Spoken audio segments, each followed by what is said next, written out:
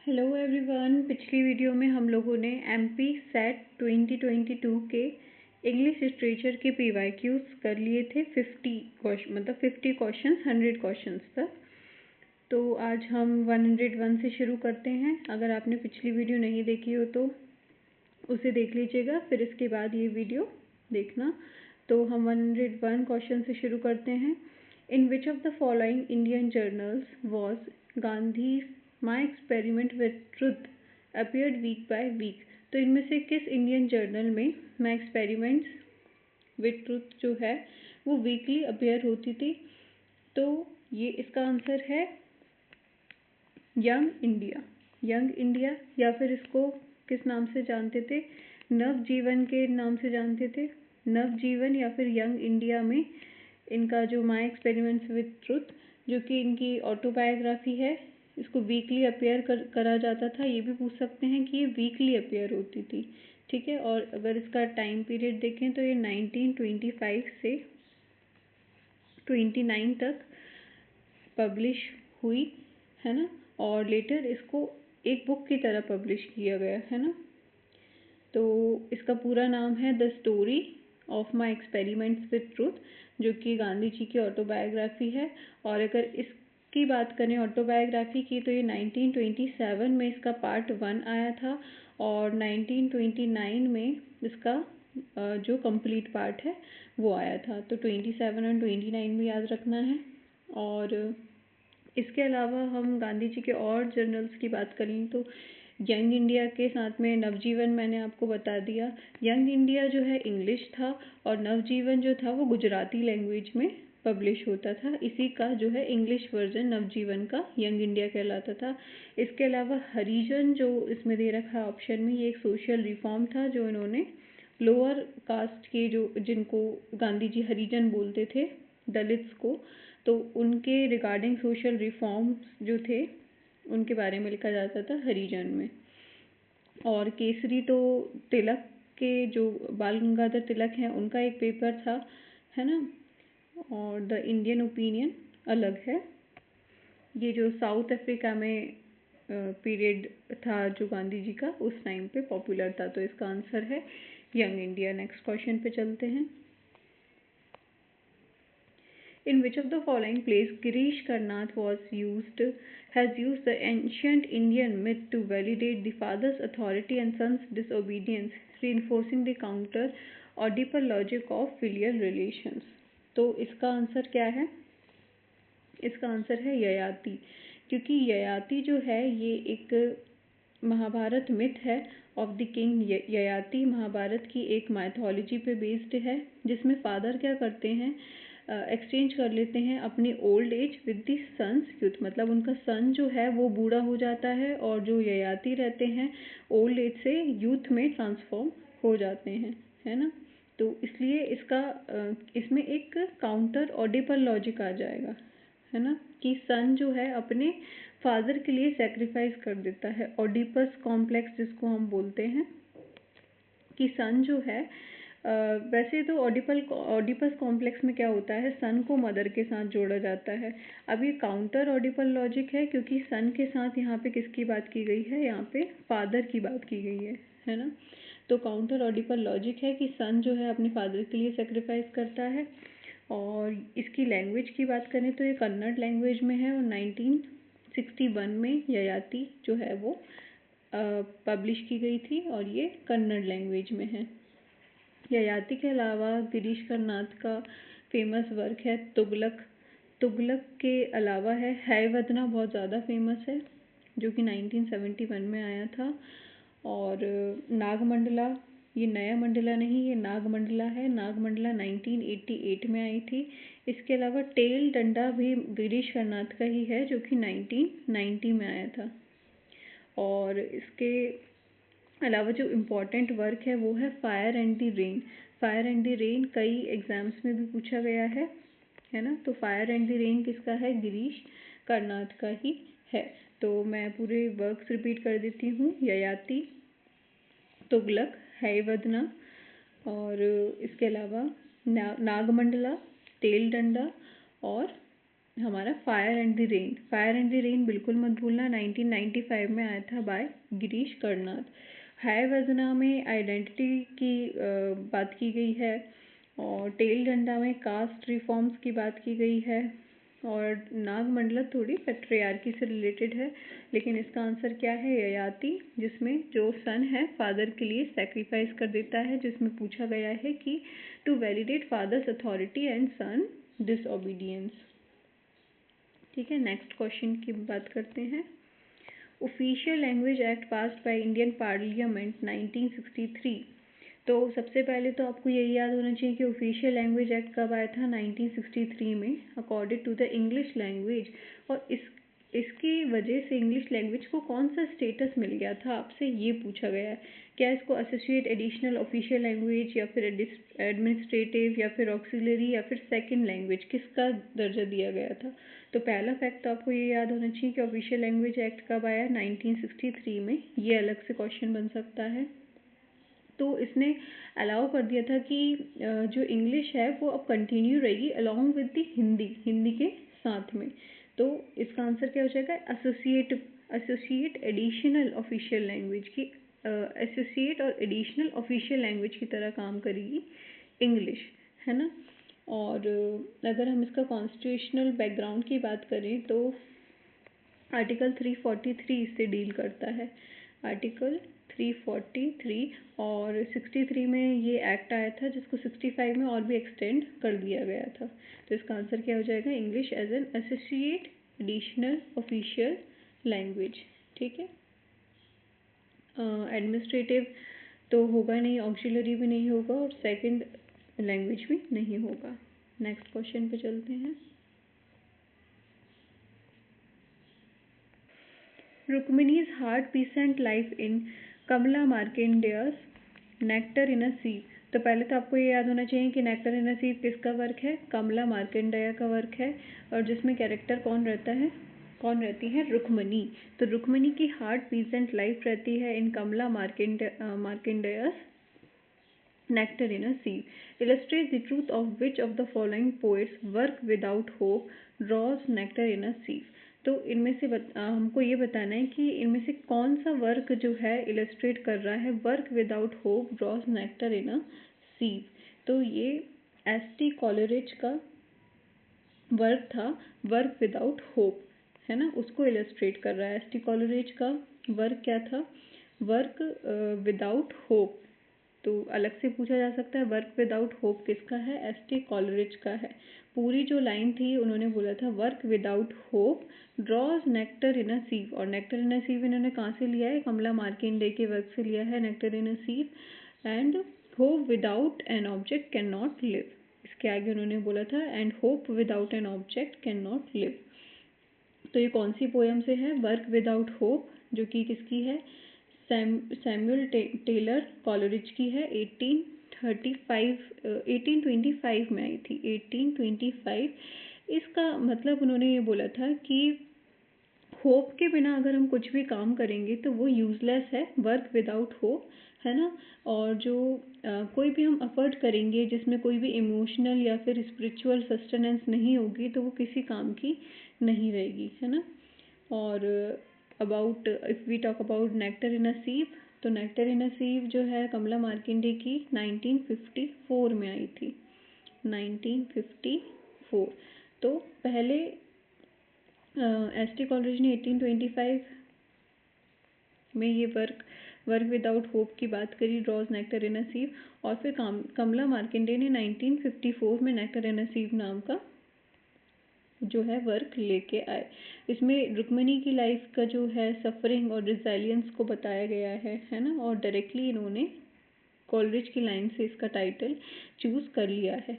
ST. Coleridge की और works की बात करें तो इनका सबसे ज़्यादा फेमस है लिरिकल बैलाड्स, जो कि वर्ड्सवर्थ के टाइम साथ में इन्होंने लिखा था 1798 में, जिसके बाद में वर्ड्सवर्थ जो है 1800 में प्रीफेस टू लिरिकल बैलाड्स लिखते हैं। लेकिन सबसे पहले क्या आता है, लिरिकल बैलाड्स 1798 में। और इसके अलावा rhyme of the ancient mariner तो बिल्कुल नहीं भूलना है, इसकी डेट भी 1798 ही है। एस.टी. कॉलरिज का वर्क है the rhyme of the ancient mariner, इसके अलावा कुबला खान इनका बहुत फेमस वर्क है। बायोग्राफिया लिटरेरिया की डेट बिल्कुल नहीं भूलनी है। एस टी कॉलरिज का बायोग्राफिया लिटरेरिया 1817 में आया था। और वर्क विदाउट होप की मैंने आपको डेट बताई दी है 1825, ठीक है। वर्ड्सवर्थ का आपको बता दिया मैंने, 1800 में इन्होंने प्रीफेस टू लिरिकल बैलाड्स लिखा था। साउदी एक लेक पोएट थे, है ना। और गॉडविन तो एक पॉलिटिकल फिलोसोफर हैं, तो वो इससे रिलेटेड ही नहीं है। नेक्स्ट क्वेश्चन देखते हैं, हमें मैच द फॉलोइंग करना है। The autobiography of an unknown Indian जो है, ये तो बहुत ज़्यादा फेमस वर्क है निराज सी चौधरी का, है ना। तो अगर आपको कुछ भी नहीं आता तो आप इसको मैच कर सकते हैं। फिर माय सन्स फादर किसका है? My son's father Dom Moraes का है। माय सन्स फादर किसका है? डोम मोरेस का है। फेस टू फेस किसका है? वेद मेहता का है। फेस टू फेस वेद मेहता का है। और अपॉलजी फॉर हीरोइज्म मुल्कराज आनंद का है। अपॉलजी फॉर हीरोइज्म किसका है? मुल्कराज आनंद। तो हमारा करेक्ट आंसर क्या हो जाएगा? Autobiography of an unknown Indian, तो ए का हो जाएगा second. My son's father Dom Moraes, तो बी का हो जाएगा थर्ड। फेस टू फेस है वेद मेहता का, तो सी का हो जाएगा फोर्थ। और अपॉलजी फॉर हीरोइज्म है मुल्कराज आनंद का, तो डी का फर्स्ट। तो हमारा पहला आंसर ही सही है ना। Autobiography of an unknown Indian जो है 1951 में निराज सी चौधरी ने लिखा था। My son's father Dom Moraes ने लिखा था। फेस टू फेस जो है ये वेद मेहता का है, एक तरीके से मेमोयर है। और अपॉलजी फॉर हीरोइज्म मुल्क राज आनंद का है 1946 में। आपको ये ज़रूर याद रखना, अपॉलजी फॉर हीरोइज्म, और ये तो सबको याद होता ही है ना। अपॉलजी फॉर हीरोइज्म किसका है? मुल्कराज आनंद का है। नेक्स्ट क्वेश्चन पे मूव करते हैं। 106 put the following novels of R K Narayan in proper chronological order. तो वैसे तो क्रोनोलॉजिकल ऑर्डर ज़्यादातर नेट में पूछा जाता है, लेकिन ये जो इम्पोर्टेंट राइटर्स हैं, इंडियन हो गए, कुछ ब्रिटिश राइटर्स हो गए जो फेमस है, उनकी क्रोनो आपसे ज़रूर पूछी जा सकती है। तो यहाँ पे हम क्रोनोलॉजिकल ऑर्डर अरेंज करते हैं। सबसे पहले आ जाएगा हमारा मिस्टर संपत, जो कि 1948 में आया था, मिस्टर संपत। फिर उसके बाद हमारा हो जाएगा दी फाइनेंशियल एक्सपर्ट, जो कि 52 में आया, 1952 में फाइनेंशियल एक्सपर्ट आया। फिर इसके बाद द गाइड, जो कि बहुत ज़्यादा फेमस है आर के नारायण का, 58 में। और फिर the man eater of Malgudi, ये आया 1961 में। तो हमारा 3, 2, 1, 4, तो हमारा करेक्ट आंसर हो जाएगा सी। तो और इसके अलावा अगर आपको याद रखना है तो स्वामी एंड फ्रेंड्स की बिल्कुल डेट नहीं भूलना, 1935 में था आर के नारायण का वर्क। इसके अलावा बैचलर ऑफ आर्ट्स 1937 में आया। द इंग्लिश टीचर 1945 में आया। तो ये वर्क तो इम्पोर्टेंट है ही। इसके अलावा आपको क्या याद रखना है? Swami and friends 1935, bachelor of arts 1937, the English teacher 1945, और फिर तो मिस्टर संपत उन्होंने लिखा था 1958 में, फाइनेंशियल एक्सपर्ट 1952 में, द गाइड 1958 में। द गाइड से रिलेटेड आपको ये याद रखना है कि इनको साहित्य अकेडमी अवार्ड मिला था द गाइड के लिए इन 1958 में ये आई, और 60 में इनको साहित्य अकेडमी अवार्ड मिला। और मैन ईटर ऑफ मालगुडी की डेट क्या है? 1961। तो ये आपको आर के नारायण और इनके जैसे और भी जो इम्पोर्टेंट पोएट्स हैं उनकी क्रोनोलॉजिकल ऑर्डर याद होनी चाहिए वर्क्स की, ठीक है। नेक्स्ट क्वेश्चन पे मूव करते हैं। Which of the following novels of Amitav Ghosh is concern with the relationship between science, history and colonialism in a futuristic detective way. तो कौन सी नॉवल में इस तरीके की बात की गई है? तो कैलकाटा क्रोमोसोम में बात की गई है। कैलकाटा क्रोमोसोम, यही पूछ सकते हैं कैलकाटा क्रोमोसोम किसका वर्क है? अमिताभ घोष का है, जो कि 1995 में आई थी। कैलकाटा क्रोमोसोम अमिताभ घोष की है, जो कि 1995 में आई थी। तो इसमें साइंस फिक्शन की बात करते हैं, कॉलोनियल हिस्ट्री की बात करते हैं, है ना, और फ्यूचरिस्टिक, क्योंकि ये मलेरिया का रिसर्च करते हैं, है ना, तो और थोड़ा सा डिटेक्टिव नैरेटिव का यूज़ करते हैं। तो ये सब किसमें बताया गया है, कैलकाटा क्रोमोसोम, है ना, और ये री इंटरप्रेट करते हैं, जो कि रोनाल्ड रोज मलेरिया की डिस्कवरी करते हैं, उसको री इंटरप्रेट करते हैं। तो इसका आंसर क्या हो जाएगा, कैलकाटा क्रोमोसोम। इसके अलावा द सर्कल ऑफ रीजन बहुत ज़्यादा फेमस वर्क है अमिताभ घोष का। द सर्कल ऑफ रीजन कब आया था, 1986 में। और इसके अलावा द शैडो लाइंस में अमिताभ घोष का बहुत इंपॉर्टेंट वर्क है, 1988 में आया था। इन अ एंटीक लैंड भी इम्पॉर्टेंट वर्क है, 1992 में आया था। और कैलकाटा क्रोमोसोम कब आया था, 1995 में।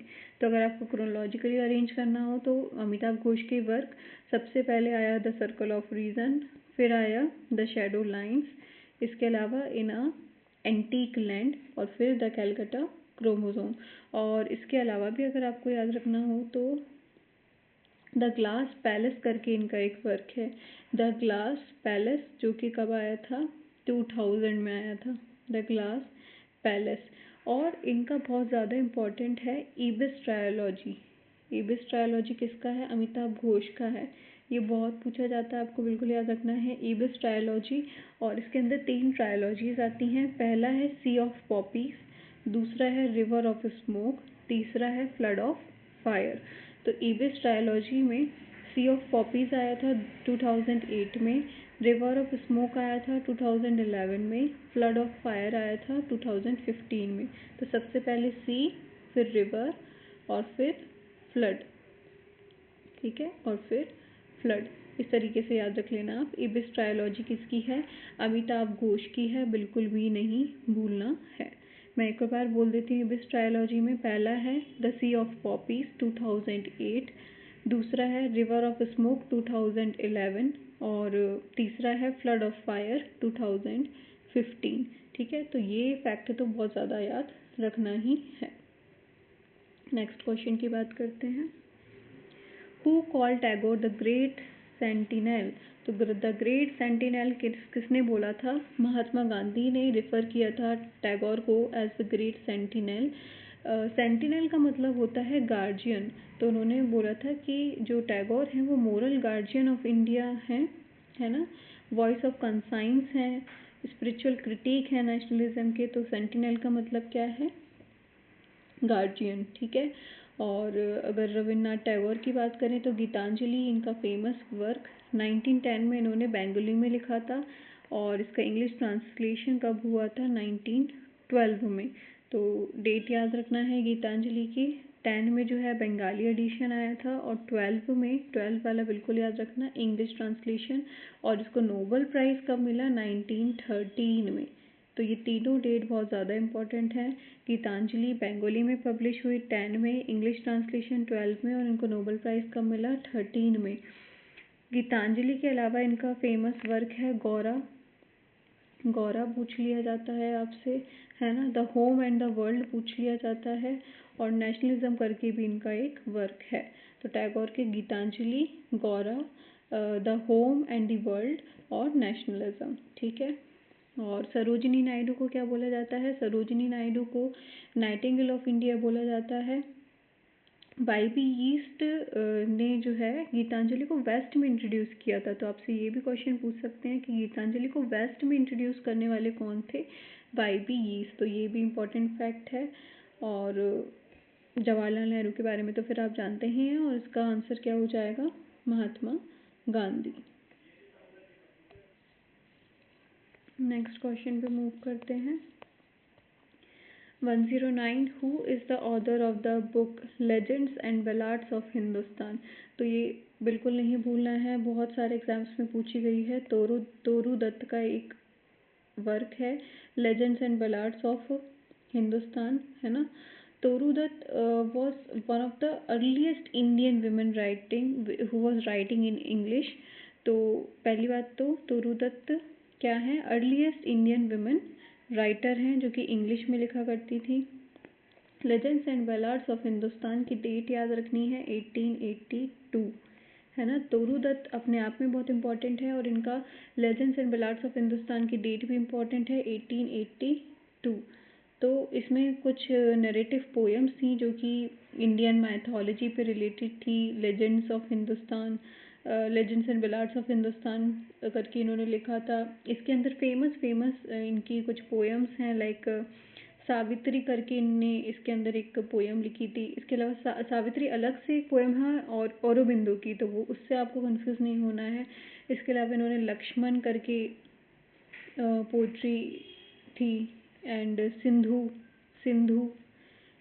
एंड जोगद्य उमा करके भी इनकी एक पोइट्री थी। तो legends and ballads of Hindustan के अंदर सावित्री, लक्ष्मण, सिंधु और जोगाध्य उमा करके भी इनकी पोएम्स थी। और ये पॉस्ट्यूमसली ही पब्लिश हुई थी जब इनकी डेथ हो गई थी 21 की एज में, है ना। तो very young writer but important. इसके अलावा इनके अदर इम्पॉर्टेंट वर्क हैं इशीफ ग्लीन्ड इन फ्रेंच फील्ड्स, है ना, 1876 में आई थी। Ancient ballads and legends of Hindustan 1882 में आया। एंड इनकी नोवेल बहुत ज़्यादा फेमस है बियांका नाम से, बियांका। और बियांका का पूरा नाम पूछा जाता है the young Spanish maiden. Bianca का पूरा नाम क्या है? The young Spanish maiden. और ये आई थी 1878 में। तो 3 ही वर्क्स ज़्यादा इंपॉर्टेंट है इनके, sheaf gleaned in French fields, ancient ballads and legends of Hindustan, and Bianca और द यंग स्पेनिश मेडन। तो हम बोल सकते हैं एक तरीके से ये फाउंडेशनल फिगर थी इन इंडियन इंग्लिश पोएट्री। और ऑप्शंस देख लेते हैं हम। A.K. रामानुजन की बात करें तो स्ट्राइडर्स इनका फेमस वर्क है, द स्ट्राइडर्स, रिलेशंस,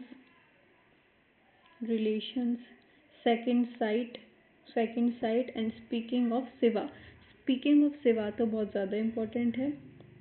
इसके अलावा इनका एक ऐसे है, is there an Indian way of thinking.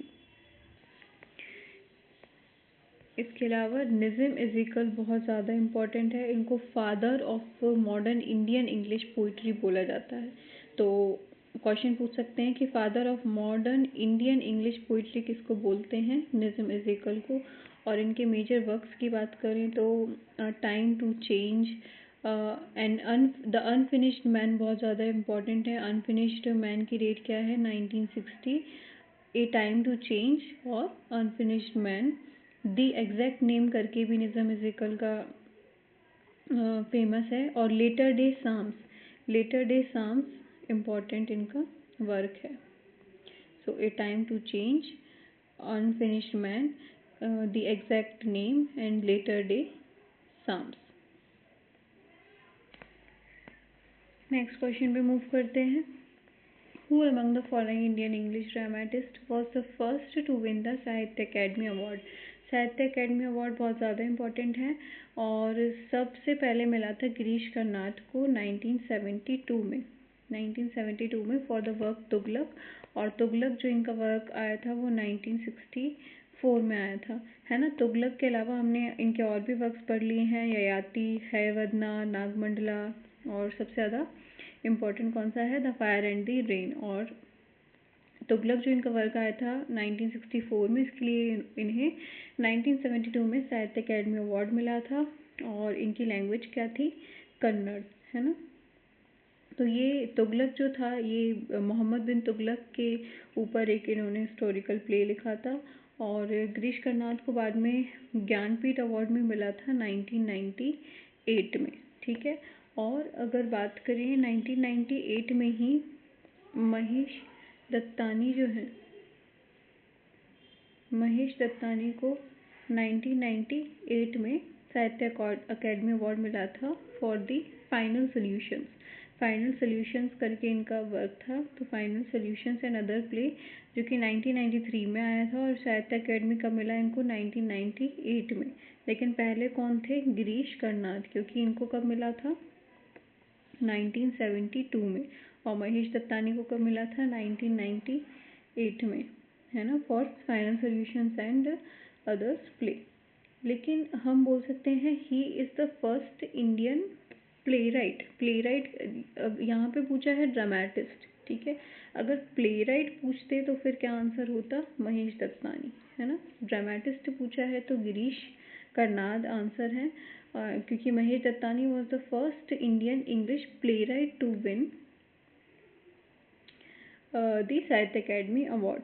इसके और महेश दत्तानी की और सबसे ज़्यादा फेमस वर्क तो तारा ही है। तारा आपने सुना होगा महेश दत्तानी का। इसके अलावा dance like a man and bravely for the queen, है ना। तो Tara, dance like a man and bravely for the queen. और ऑप्शंस अगर हम देखें तो विजय तेंदुलकर को भी साहित्य अकेडमी मिला था, लेकिन 1984 में। गिरीश कर्नाड के तो बाद में ही मिला था, है ना। और इनके अगर फेमस वर्क की बात करें तो शांताता, है ना, कोट चालू आहे करके बहुत फेमस वर्क है। और सखाराम बाइंडर करके और घासीराम कोतवाल। तो शांताथा, सखाराम बाइंडर और घासीराम कोतवाल इनके फेमस वर्क हैं और इनको 1984 में साहित्य अकेडमी अवार्ड मिला था। एसिम करीमबॉय के फेमस वर्क हैं द रेफ्यूजी और the descendant Emily. The refugee and the descendant Emily. और महेश दत्तानी का तारा याद रखना है। नेक्स्ट क्वेश्चन देखते हैं। The notions of habitus is associated with. अब हैबिटस जहाँ भी हैबिटस जहाँ भी बात हो जाएगी वहाँ पे पियरे बॉर्डियो का नाम आ जाएगा, है ना। और इनकी फेमस वर्क है outline of a theory of practice. तो हैबिट, प्रैक्टिस, ये सब आप कीवर्ड याद रख सकते हो, है ना। Outline of a theory of practice. इसके अलावा डिस्टिंक्शन करके फेमस वर्क है distinction, a social critique of judgement of taste. लेकिन जो इनका outline of a theory of practice है वो इम्पॉर्टेंट है, जिसमें उन्होंने हैबिटस का पूरा कॉन्सेप्ट दिया था, है ना। और लॉजिक ऑफ प्रैक्टिस करके भी इनका वर्क है, तो इनका कीवर्ड आप याद रख सकते हो प्रैक्टिस। इसके अलावा डिस्टिंक्शन भी है, a social critique of the judgement of taste. अब हैबिटस क्या होता है? हैबिटस एक इंटरनलाइज्ड सोशल स्ट्रक्चर होता है जिसमें हम मतलब अनकॉन्शियसली कुछ पैटर्न बना लेते हैं जो हमारे बिहेवियर को, हमारे टेस्ट को, हमारी परसेप्शन को जो है शेप करती हैं। और इसको हम लिंक कर सकते हैं सोसाइटी से भी और इंडिविजुअल से भी। सोसाइटी के जो पैटर्न्स हैं उनसे भी इन्फ्लुएंस होता है, इंडिविजुअल के पैटर्न से भी इन्फ्लुएंस होता है ना। इसको हम किसके अंदर पढ़ते हैं? कल्चरल स्टडीज़ और लिटरेरी थ्योरी के अंदर भी पढ़ते हैं, है ना। अदर ऑप्शंस देख लेते हैं। फ्रेडरिक जैमसन जो है ये पोस्ट मॉडर्निज्म से रिलेटेड है ना। और इनका फेमस वर्क है द पॉलिटिकल अनकॉन्शियस, है ना। जैमसन का क्या है? द पॉलिटिकल अनकॉन्शियस, है ना। हम बोल सकते हैं ये मार्क्सिज्म से रिलेटेड है ना। पॉल गिलरॉय का फेमस वर्क है द ब्लैक एटलांटिक। और लियोटार्ड जो हैं ये हैं पोस्ट मॉडर्निज्म से रिलेटेड, ठीक है। तो इसका आंसर क्या हो जाएगा? पियरे बॉर्डियो। नेक्स्ट क्वेश्चन देखते हैं। Synchronic relationship by which social structures, social values, cultural symbols are said to fit together is called। तो ये किसके बारे में बात कर रहा है? देखो हाइब्रिडिटी हमें पता हाइब्रिडिटी जो है ये होमी के भाभा से रिलेटेड है ना। मिक्सिंग ऑफ कल्चर्स की बात करता है। हेजेमनी एंटोनियो ग्राम्स्की का कॉन्सेप्ट है जो कि इन प्रिजन नोटबुक में इन्होंने दिया था, है ना। डोमिनेंस थ्रू कंसेंट की बात करता है ये, है ना। तो हमारा आंसर किस में से हो सकता है? या तो होमोलॉजी से रिलेटेड होगा या फिर होलिज्म। तो होमोलॉजी जो है ये स्ट्रक्चरलिज्म से रिलेटेड है ना। एक क्लास स्ट्रक्चर की बात करता है जिसमें मैचिंग जो एस्थेटिक टेस्ट पैटर्न्स हैं उनकी बात करते हैं। ये इनसे एसोसिएटेड कौन है? रेमंड विलियम्स और बॉर्डियो इस तरीके के आइडियाज़ को यूज़ करते थे। जबकि जो होलिज्म है ये जो जनरल फिलोसफिकल आइडिया है टोटलिटी का उस पे काम करता है ना। तो इन दोनों में आपको कंफ्यूजन हो सकता है, होमोलॉजी और होलिज्म। तो कुछ लोग इसका होमोलॉजी मान रहे हैं और कुछ लोग होलिज्म। तो मेरे हिसाब से होलिज्म तो जो है ये टोटलिटी के कॉन्सेप्ट से रिलेटेड है, और जहाँ यहाँ पे जो बोल रहे हैं सिंक्रोनिक रिलेशन, जिसमें सोशल स्ट्रक्चर हैं, सोशल वैल्यूज़ हैं, कल्चरल सिम्बॉल्स हैं, तो आई थिंक इसका आंसर मेरे हिसाब से तो होमोलॉजी होना चाहिए। बाकी अगर आपको और एक्सप्लोर करना हो तो you are free to explore, लेकिन मेरे अकॉर्डिंग इसका आंसर क्या होना चाहिए, होमोलॉजी। ठीक है, नेक्स्ट क्वेश्चन पे मूव करते हैं। मैंने आपको और भी ऑप्शंस एक्सप्लेन कर दिए हैं। The Birmingham centre, very famous question, Birmingham centre for contemporary cultural studies, direct triple C S का फुल फॉर्म पूछ लेते हैं। Centre for contemporary cultural studies है ना, बर्मिंघम में इसकी शुरुआत हुई थी, 1964 में इसकी शुरुआत हुई थी। The key site for the development of the discipline of, जब आप शुरू ही करेंगे कल्चरल स्टडीज़ को पढ़ना तो ये आप फैक्ट पढ़ते ही हैं, और ये किसने फाउंड किया था, रिचर्ड होगर्ट ने, है ना, जिनको फाउंडर और फर्स्ट डायरेक्टर बोला जाता है ट्रिपल सी एस के। और इनका फेमस वर्क है यूजेस ऑफ लिटरेसी, जो आपको बिल्कुल नहीं भूलना है, और यूजेस ऑफ लिटरेसी का टाइम भी नहीं भूलना है, 1957। यूजेस ऑफ लिटरेसी का टाइम पीरियड क्या है, 1957, है ना, और इसकी डेट नहीं भूलना है। 1964 में यूनिवर्सिटी ऑफ बर्मिंघम से रिलेटेड थे, है ना, फर्स्ट डायरेक्टर थे ट्रिपल सी एस के, और लेटर जो डायरेक्टर हैं उनको स्टुअर्ट हॉल को बोला जाता है ना, स्टुअर्ट हॉल भी रिलेटेड है। एंटोनियो ग्राम्स्की हेजेमनी से रिलेटेड है, मार्क्सिस्ट थ्योरिस्ट हैं। जैक्स लकान साइको एनालिस्ट हैं, जिनको हम फ्रॉइड के साथ में पढ़ते हैं, राइट। और ये तो टेरी ईगल्टन तो एक क्रिटिक है, तो इसका आंसर हो जाएगा Richard Hoggart, uses of literacy, 1957।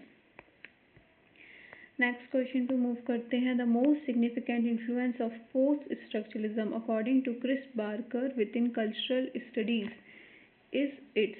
तो सबसे ज़्यादा इन्फ्लुएंस पोस्ट स्ट्रक्चरलिज्म का क्या है according to the Chris Barker within the cultural studies, तो क्या हो जाएगा, signifying practice, decentring strategy, difference, anti essentialism इसका आंसर हो जाएगा। क्योंकि जो पोस्ट स्ट्रक्चरलिज्म है, एक इनका वर्क है cultural studies theory and practice करके, तो इन्होंने बोला कि जो पोस्ट स्ट्रक्चरलिज्म है उसकी कोई फिक्स्ड आइडेंटिटी नहीं होती, कोई स्टेबल मीनिंग नहीं होता, आइडेंटिटी जो है कंस्ट्रक्टेड रहती है, मीनिंग फ्लूइड होता है। तो ये सब किसकी बात कर रहे हैं, एंटी एसेंशियलिज्म की बात कर रहे हैं। मतलब हम कुछ भी फिक्स चीज़ का रिजेक्शन कर रहे हैं, है ना, तो इसलिए किसकी बात हो जाएगी, एंटी एसेंशियलिज्म की बात हो जाएगी।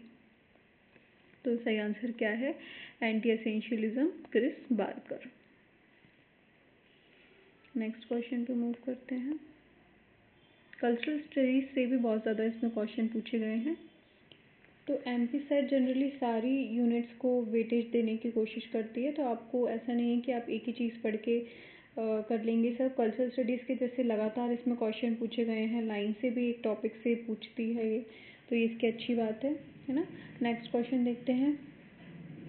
Cultural studies is an interdisciplinary field in which perspectives from different disciplines can be selectively drawn to examine the relationship of, तो ये किसकी बात कर रहे हैं, ये बात कर रहे हैं कल्चर के साथ में। अगर आप बात करें पर्सपेक्टिव की बात कर रहे हैं ये, है ना, और इस तरीके की बात किस में होती है, कल्चर के साथ पावर की ही बात हो रही है। इसमें कोई लिटरेचर की बात नहीं हो रही है, इसमें कोई रिलीजन की बात नहीं हो रही है, इसमें कोई मीडिया की बात नहीं हो रही है, पॉलिटिक्स की बात नहीं हो रही है। हाँ, कल्चर की बात कर रहे हैं और पर्सपेक्टिव्स की बात कर रहे हैं, तो कल्चर एंड पावर हो जाएगा। क्योंकि इसमें बोला गया है कि कैसे कल्चर ऑपरेट करता है with in the system of powers. मतलब इसमें आइडियोलॉजी, आपने एक वर्ड सुना होगा आइडियोलॉजी, आइडियोलॉजी से ही रिलेटेड क्या है, पर्सपेक्टिव, है ना। तो ये स्टडी होती है इसमें आइडियोलॉजी की, पर्सपेक्टिव की, जो अपना क्लास, रेस, जेंडर आ गया, फिर जाके मीडिया और रिप्रेजेंटेशन की बात होती है ना। और इससे रिलेटेड की फिगर्स कौन कौन से हैं, अपने रिचर्ड हॉवर्ट हैं जिनका यूजेस ऑफ लिटरेसी हमने पढ़ा 1957। इसके अलावा रेमंड विलियम्स जो कि इनका फेमस वर्क है रेमंड विलियम्स का कल्चर एंड सोसाइटी, है ना, 1958 उसका टाइम है, तो आप हुक बना के कर सकते हो इसको कि रिचर्ड हॉवर्ट का यूजेस ऑफ लिटरेसी 1957 है और रेमंड विलियम्स की कल्चर एंड सोसाइटी की डेट क्या है 1958। और रेमंड विलियम्स का लॉन्ग रिवोल्यूशन भी बहुत ज़्यादा फेमस है, द लॉन्ग रिवोल्यूशन 1961 में। और रिचर्ड हॉवर्ट और हम रेमंड विलियम्स के अलावा किसका नाम ले सकते हैं, स्टुअर्ट हॉल। स्टुअर्ट हॉल ने फेमस कॉन्सेप्ट दिया है एनकोडिंग डिकोडिंग का, है ना, उन्होंने भी यही बोला है कि कल्चर जो क्या है it is a site of power struggle. तो आप समझ के ही अगर आपको पर्सपेक्टिव और आइडियोलॉजी के बारे में पता है तो आप इसको लगा सकते हो। तो इसमें आपको कंसेप्ट्स पे भी ध्यान देने हैं, इसमें आपको के राइटर या फिर नेम के अलावा कंसेप्ट से भी बहुत सारे क्वेश्चंस पूछे जा रहे हैं। अब देखो जैसे हमने अभी पढ़ा एनकोडिंग डिकोडिंग, तो किसका कॉन्सेप्ट है, ये स्टुअर्ट हॉल का है ना। स्टुअर्ट हॉल भी जो है किससे एसोसिएटेड हैं, इसके लेटर ऑन डायरेक्टर बनते हैं CCCS की बर्मिंघम स्कूल से रिलेटेड हैं। इन्होंने क्या बोला था in his early essay that meanings within text songs paintings television soaps are organised through the operation of certain codes. तो एनकोडिंग डिकोडिंग में इन्होंने क्या बोला था कि मीडिया मैसेजेस जो रहते हैं वो इनकोड कर लिए जाते हैं बाय द प्रोड्यूसर्स और इन्हें डिकोड कौन करेगी, ऑडियंस, है ना। डिकोड कौन करेगी, ऑडियंस करेगी। और इन्होंने 3 रीडिंग पोजीशंस भी दी थी, तो वो भी इम्पोर्टेंट है। पहली थी डोमिनेंट पोजीशंस, तीसरी थी नेगोशिएटेड और जो दूसरी थी नेगोशिएटेड और जो तीसरी है वो है ओपोजिशनल। डोमिनेंट में क्या होता है कि हम पूरी तरीके से मान लेते हैं, मतलब ऑडियंस पूरी तरीके से सब चीज़ मान लेती है।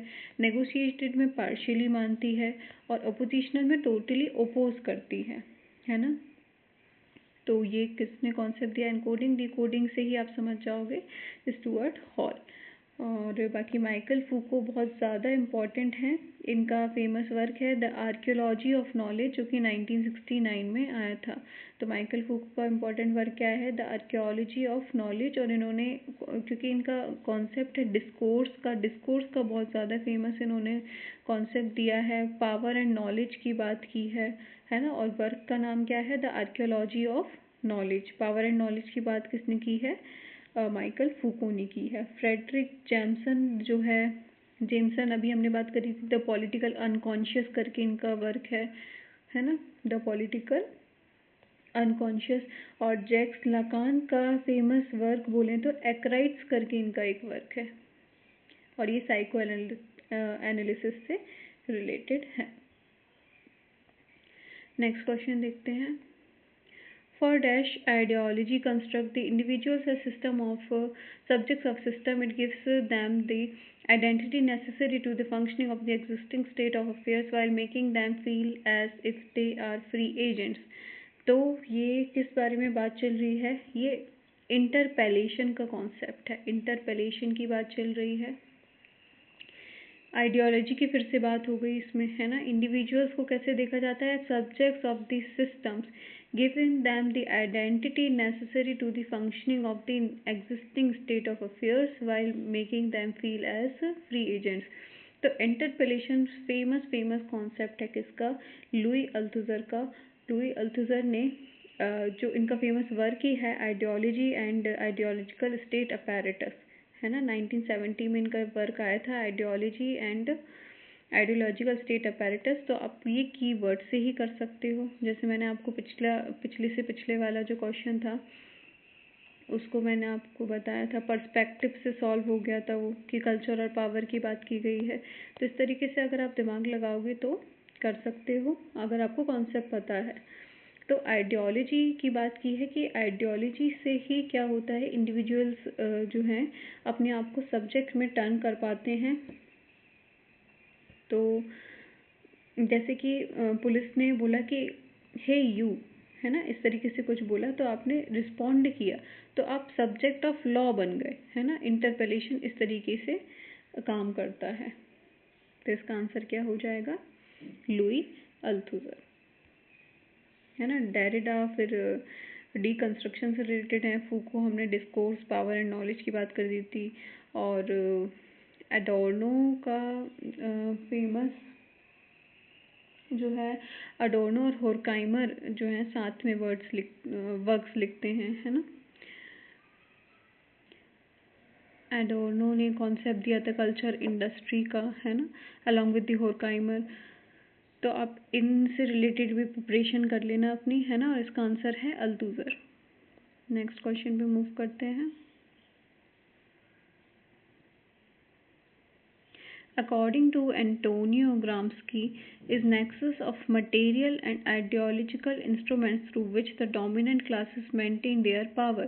तो ये हमें पता ही चल रहा है, डोमिनेंट क्लासेस की बात चल रही है, पावर की बात चल रही है, फोर्स की बात चल रही है। तो ये कौन सा कॉन्सेप्ट है? हेजेमनी का कॉन्सेप्ट है, जो कि एंटोनियो ग्राम्स्की ने अपनी इन प्रिजन्स नोटबुक में दिया था, है ना। प्रिजन्स नोटबुक 1929 में जो लिखी गई थी, प्रिजन्स नोटबुक, जो रूल थ्रू कंसेंट की बात करती है ना, फोर्स और कंसेंट की बात करती है कि जो डोमिनेंट क्लास है वो अपनी पावर को मेंटेन करती है सिर्फ फोर्स से ही नहीं, but by shaping the common sense through their consent, है ना। नेक्स्ट बात करते हैं हम थियोडोर एडोर्नो, मार्क्स, होरकाइमर की, जो मैंने अभी आपको बताया था। इनका फेमस वर्क है डायलेक्टिक ऑफ एनलाइटनमेंट, है ना। डायलेक्टिक ऑफ एनलाइटनमेंट में उन्होंने बोला था कि जो मास कल्चर की बात की थी, the culture of television, radio, film, cheap paper bags, तो ये सब किसका टूल है? हमें ये बताना है, ये सब किसका टूल है। तो आपको पता ही होगा जो जो मास कल्चर है वो क्या है? एक टूल ऑफ डोमिनेशन है, मतलब जो इन सब में दिखाया जाएगा वही जो चीज़ है डोमिनेट करने लगेगी। और ये फेमस इनका वर्क है डायलेक्टिक ऑफ इनलाइटनमेंट, एडोर्नो और होरकाइमर का। इसमें बात की गई है कल्चर इंडस्ट्री की बात की गई है, बेसिकली मास कल्चर की बात की गई है ना। कैसे कमर्शलाइजेशन का फर्क पड़ता है, कैसे मास कल्चर जो है कैपिटलिस्ट डोमिनेशन का एक इंस्ट्रूमेंट बन जाते हैं, ठीक है। तो इसका करेक्ट आंसर हो जाएगा tool of domination. Next question है, the model of Marx reminds us that culture is the product of forces and relations of power, but also that changes in these forces and relations takes place in through culture, through power and knowledge, base and superstructure, dialectic, essentialist। तो ये बात कर रहे हैं base और superstructure से related. Basically model of marks की बात हो गई है, कार्ल मार्क्स की बात कर रहे हैं। इनका जो फेमस वर्क है, a contribution to the critique of political economy, है ना। तो जिसमें ये बेस की बात करते हैं, बेस को इकोनॉमिक स्ट्रक्चर बोलते हैं, और जो सुपर स्ट्रक्चर है उसको ये किससे करते हैं? कल्चर से, लॉ से, आइडियोलॉजी से, और बोलते हैं कि जो बेस है वो सुपर स्ट्रक्चर को जो है शेप करता है। बेस मतलब कि जो इकोनॉमिक स्ट्रक्चर है वो किसको शेप करेगा? आपके कल्चर को, आपके लॉ को, आपकी आइडियोलॉजी को। तो culture is the product of forces and relations of power, but also that changes in these forces, कि अगर इनमें कुछ भी चेंज आएगा in relations takes place in through culture too, तो कल्चर में भी चेंज आ जाएगा। बेस में कुछ चेंज हुआ तो सुपर स्ट्रक्चर में भी चेंज आ जाएगा, है ना। और लेटर के जो मार्क्सिस्ट थे जैसे कि ग्राम्स्की, रेमंड विलियम्स, तो इन्होंने सुपर स्ट्रक्चर को बेस भी बनाया है ना। तो बस यही बात की गई है कि कल्चर जो है वो शेप करता है किसको? पावर रिलेशनशिप को, है ना, रिलेशंस ऑफ पावर को। बाकी पावर एंड नॉलेज का फेमस कॉन्सेप्ट किसने दिया है? फूको ने दिया है। और डायलेक्टिक तो जो है फिलोसफिकल मेथड है, और एसेंशियलिस्ट जो है ये अपोजिट हो जाता है मार्क्सिस्ट मटेरियलिज्म का। तो आपको कुछ कुछ ऐसे वर्ड याद रखने हैं, जैसे कि कल्चर और पावर की बात रेमंड विलियम्स करते हैं, है ना। और जैसे एनकोडिंग डिकोडिंग की बात कौन करते हैं? हॉल करते हैं। अल्थुज़र जो है, अल्थुज़र आइडियोलॉजी, स्टेट अपैरेटस, है ना। हेजीमनी का कॉन्सेप्ट आएगा तो आपको ग्राम्स्की लगा के आना है। जो मास कल्चर या फिर टूल ऑफ डोमिनेशन की बात करेंगे, जो फेमस वर्क था ऊपर हमने देखा था डायलेक्टिक ऑफ एनलाइटमेंट। तो आप ये कुछ कुछ कीवर्ड्स भी याद कर लेंगे तो आपको पता चल जाएगा कि एडॉर्नो और होरकाइमर का है ना। जैसे अब ये आपको पता चल गया कि बेस और सुपर स्ट्रक्चर की बात कौन करेंगे, कार्ल मार्क्स करेंगे, तो ये मार्क्सिज्म से रिलेटेड हो गया। तो आपको इस तरीके से तैयारी करनी है। नेक्स्ट क्वेश्चन पे मूव करते हैं।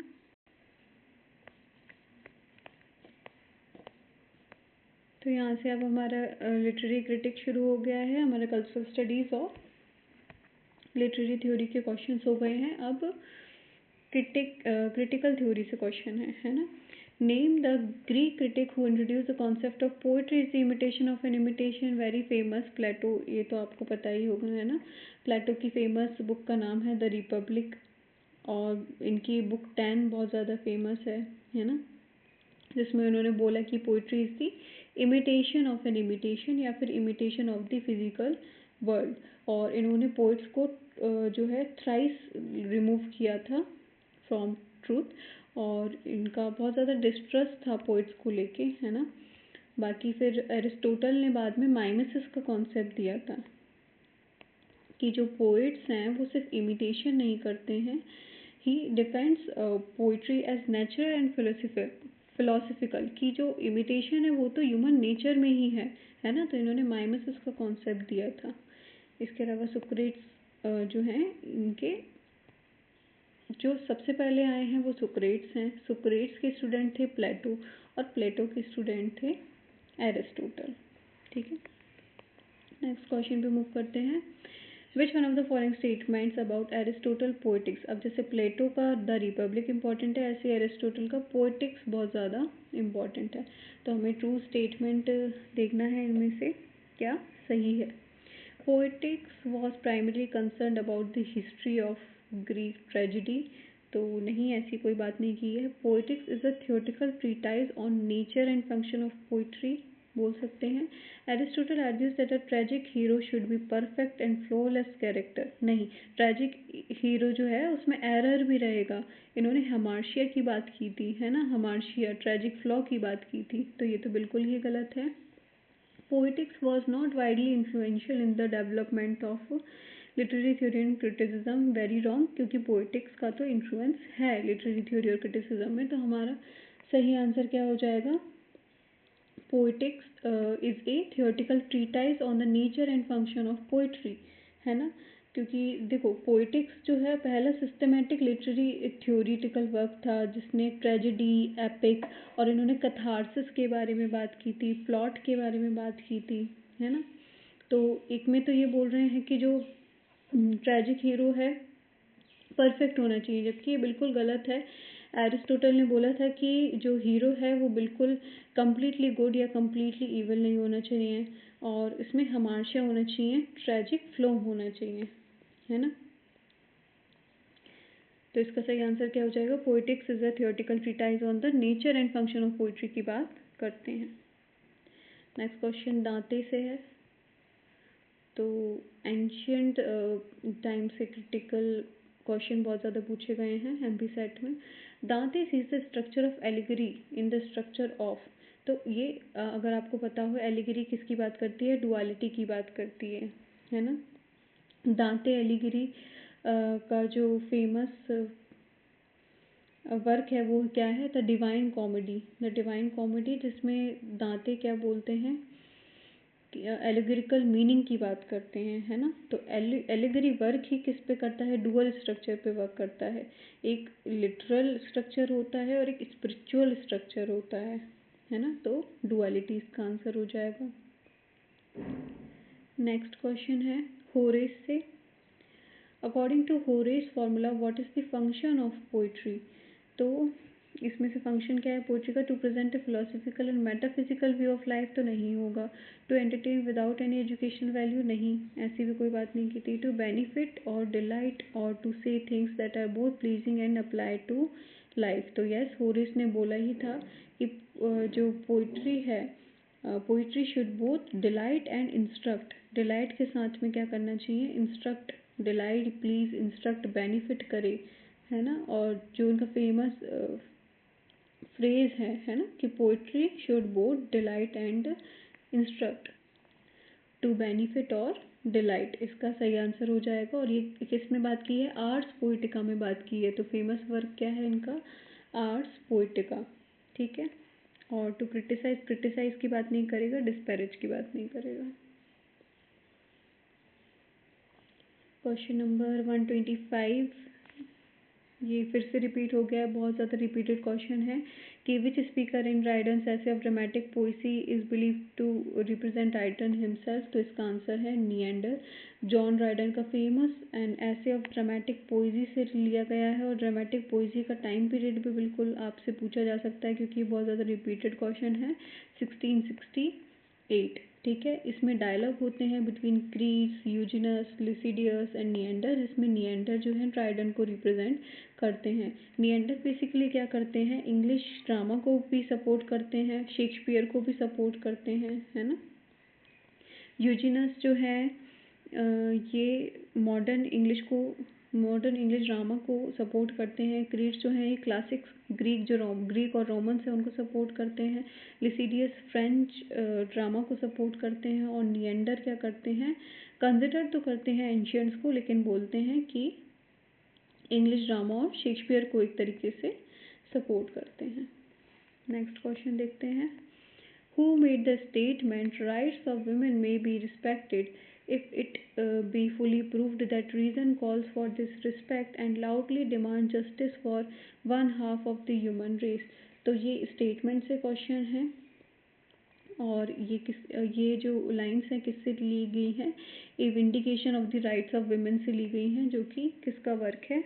मैरी वॉलस्टोनक्राफ्ट का वर्क है, the vindication of the rights of women. तो इसमें विमेन के राइट्स की बात हो रही है, तो आपको ये कीवर्ड मिल जाएगा, है ना। आपको आगे की पढ़ने की भी ज़रूरत नहीं है।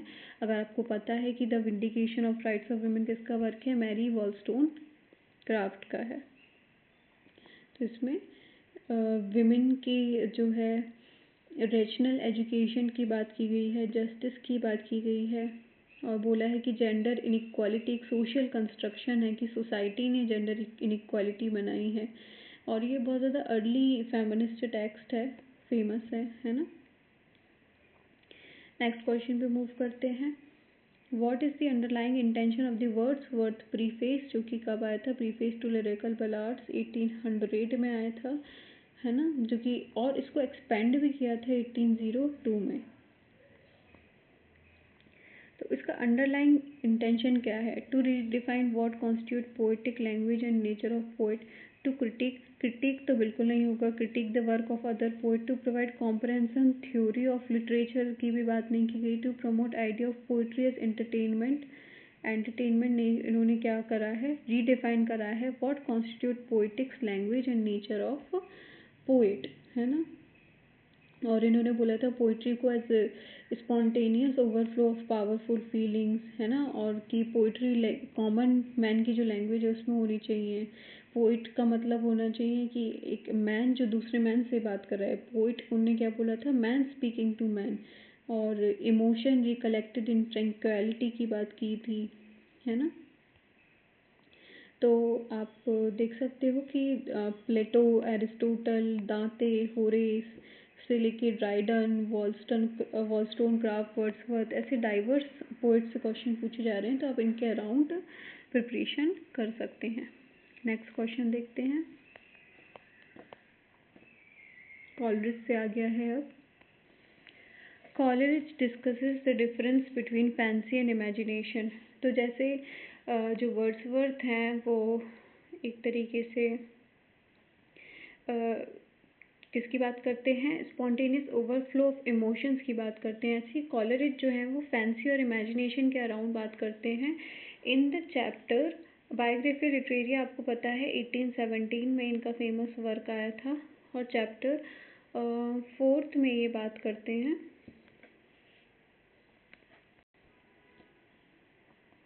तो चैप्टर 4th जो है बायोग्राफी लिटरेरिया का, उसमें ये फैंसी एंड इमेजिनेशन के अराउंड बात करते हैं।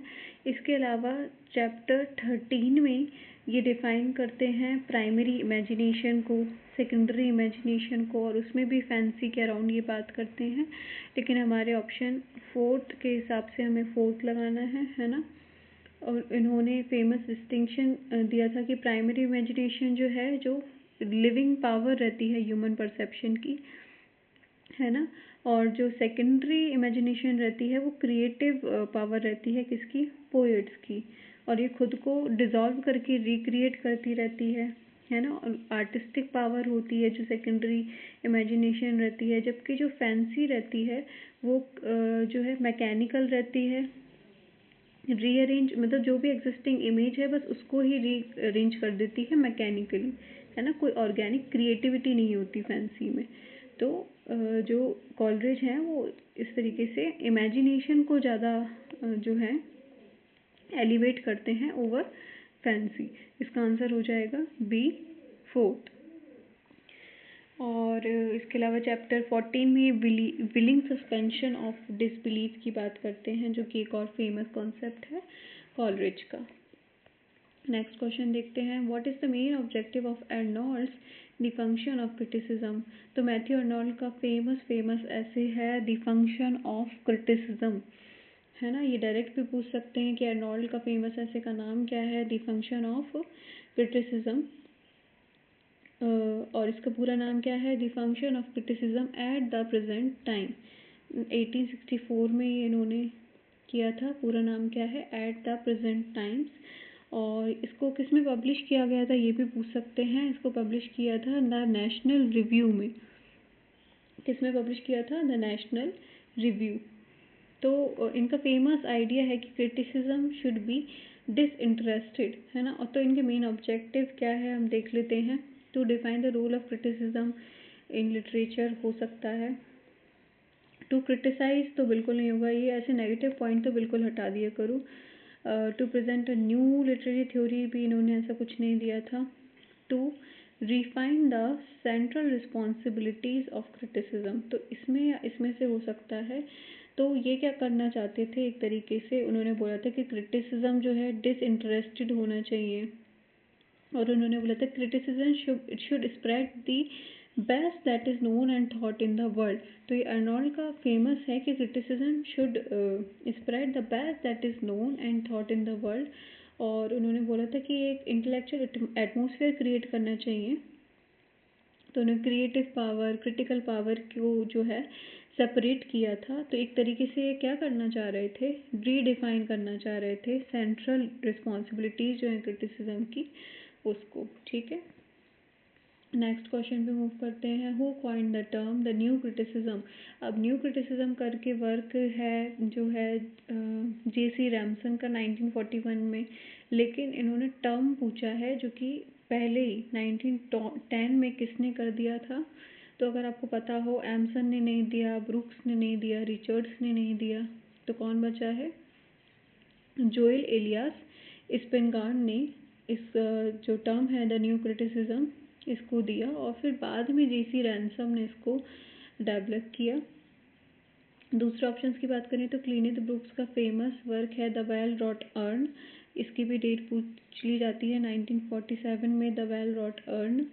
और आई रिचर्ड्स जो है प्रैक्टिकल क्रिटिसिज्म से रिलेटेड है। प्रैक्टिकल क्रिटिसिज्म की डेट है 1929। और विलियम एमसन ने दी थी 7 टाइप्स ऑफ एम्बिग्विटी 1930 में। तो ये सब बहुत ज़्यादा इम्पॉर्टेंट है। इसमें अलग अलग क्वेश्चंस जो है फ्रेम हो सकते हैं, लेकिन इस वाले का आंसर क्या है, जोएल स्पिनगार्ड। नेक्स्ट क्वेश्चन पे मूव करते हैं। What does Derrida mean by difference. तो यहाँ से बस हमें ऑप्शन से सिलेक्ट करना है, इसके अराउंड कुछ ज़्यादा समझाने का नहीं है कि डिफरेंस का मतलब क्या होता है। वो डिफरेंस एंड डिफरमेंट, है ना। डिफरेंस किसकी बात करता है, पोस्टपोनमेंट ऑफ मीनिंग की बात करता है, कि मीनिंग जो है वो डिफरमेंट मतलब पोस्टपोन हो गया है। और ये इन्होंने एक फेमस डेरिडा का ही कॉन्सेप्ट है डिफरेंस, उसमें इंट्रोड्यूस किया था डिफरेंस जो है। एक तरीके से इन्होंने लेक्चर दिया था इन द 1968। और बाद में इस बारे में इन्होंने अपने लेटर ऑन एक वर्क था मार्जिन्स ऑफ फिलॉसफी, उसमें बात की थी। इसके तो डिफरेंस का मतलब तो आपको पता ही है, डिफरेंस।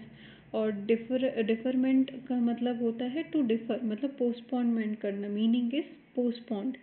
और जबकि डिफरेंस मतलब होता है कि साइन जो है वो डिफर हो रहा है दूसरों से। और ये सब किसकी बात करते हैं, डीकंस्ट्रक्शन की बात करते हैं, कि मीनिंग जो है कभी भी फुल्ली प्रेजेंट नहीं होता है। And this all is central to the idea of deconstruction. तो डीकंस्ट्रक्शन भी किससे रिलेटेड है, डेरिडा से रिलेटेड है। The three stages of revision that Harold Bloom develops from Isaac Luria are, तो ये अगर आपको याद है कि हैरोल्ड ब्लूम ने 3 स्टेजेस ऑफ रिवीजन कौन से दिए थे, रिप्रेजेंटेशन, टेसेरा एंड किनोसिस। तो ये आप बिल्कुल याद कर लो, रिप्रेजेंटेशन, टेसेरा एंड किनोसिस। ये इन्होंने एक तरीके से 6 रिविजनरी रेशियोज दिए थे, है ना, लेकिन 3 स्टेजेस ऑफ रिवीजन दिए थे हैरोल्ड ब्लूम ने, जो कि किससे डेवलप हुए थे, फ्रॉम आइजैक लूरिया। तो और ब्लूम का एक फेमस कॉन्सेप्ट है एंजाइटी ऑफ इन्फ्लुएंस, के बारे में बात करते हैं हैरोल्ड ब्लूम, है ना। और आइजैक लूरिया कौन थे, ये एक जूइश जो है हम बोल सकते हैं मिस्टिसिज्म थे। तो अगर आपको ब्लूम के 6 रिविजनरी रेशियोज एक बार मैं बोल देती हूँ। पहला उन्होंने बोला था, स्वर्व की बात करी थी ब्लूम ने, है ना, जिसको ये क्लिनामैन भी बोलते हैं। इसके अलावा टेसेरा की बात की थी, है ना, क्लिनामैन या फिर टेसेरा, फिर टेसेरा। इसके अलावा कीनोसिस की बात की थी, है ना, और डीमोनाइजेशन की बात की थी, DAEMONI, डीमोनाइजेशन की बात की थी, एस्केसिस की बात की थी, एंड एपोफ्रेट्स की बात की थी।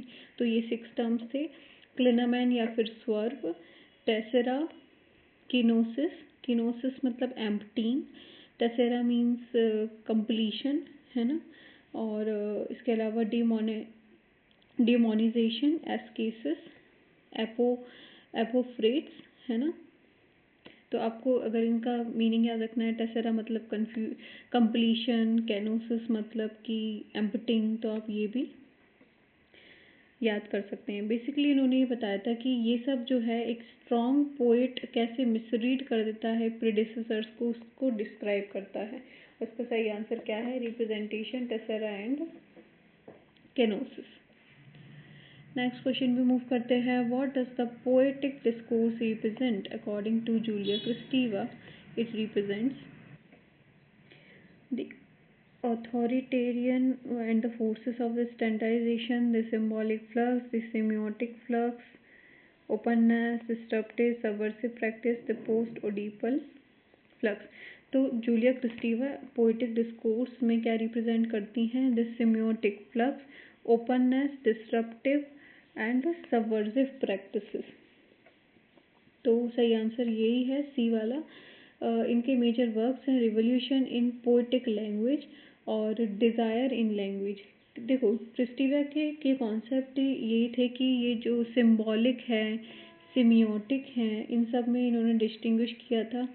सिम्बॉलिक मतलब क्या हो जाता है, जो स्ट्रक्चर्ड लैंग्वेज होती है, ग्रामर हो गया, लॉ हो गया, है ना, जो पेट्रियार्कल ऑर्डर हो गया। और जबकि सिमियोटिक क्या होता है, रिदम आ जाती हैं इसमें, और जो प्री लिंग्विस्टिक जो जितनी भी चीज़ें हैं वो आ जाती हैं। और जो सिम्योटिक फ्लक्स है वो किसको ब्रेक कर देता है, सिम्बॉलिक ऑर्डर को ब्रेक कर देता है।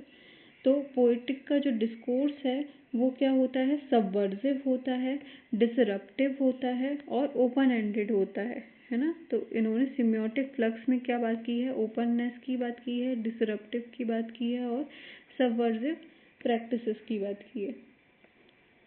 So correct answer is C. Next question देखते हैं। ब्रूक्स, जो क्लिनिस ब्रूक्स हैं, उन्होंने डिफाइन किया था dash as the obvious warping of a statement by the context. तो किसका बोला था, obvious warping of a statement by the context. Irony की बात चल रही है यहाँ पे, है ना। आयरनी। और ब्रूक के जो फेमस वर्क हैं, वेल रॉट अर्न 1947 में आया था। इसके अलावा अंडरस्टैंडिंग पोइट्री इनका आया था, जो कि इन्होंने रॉबर्ट पेन वेरन के साथ में लिखा था। और ब्रूक ने फेमस कॉन्सेप्ट दिया था, पैराडॉक्स का भी दिया है और आयरनी का भी दिया है ना। पैराडॉक्स और आयरनी। ब्रूक्स ने बोला था कि जो पोइट्री है वो स्ट्रक्चर्ड होती है किस किस से, पैराडॉक्स से और आयरनी से, है ना। आयरनी के बारे में उन्होंने बोला था कि that it is the obvious warping of a statement by the context. ठीक है, कि मतलब एक स्टेटमेंट जो है उसको न्यू मीनिंग मिल जाता है जब जो इसको एक लार्जर पोइटिक स्ट्रक्चर में जो है प्लेस किया जाता है।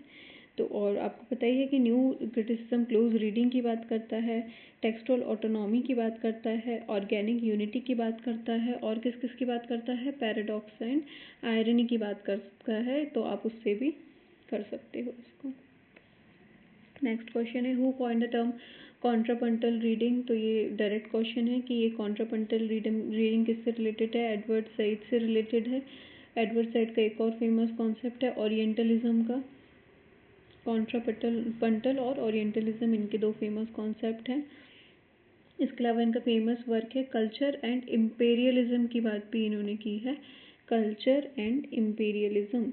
ठीक है, और कॉन्ट्रापंटल रीडिंग जो टर्म आया है वो कल्चर एंड इम्पेरियलिज्म में ही इन्होंने दिया है। ठीक है,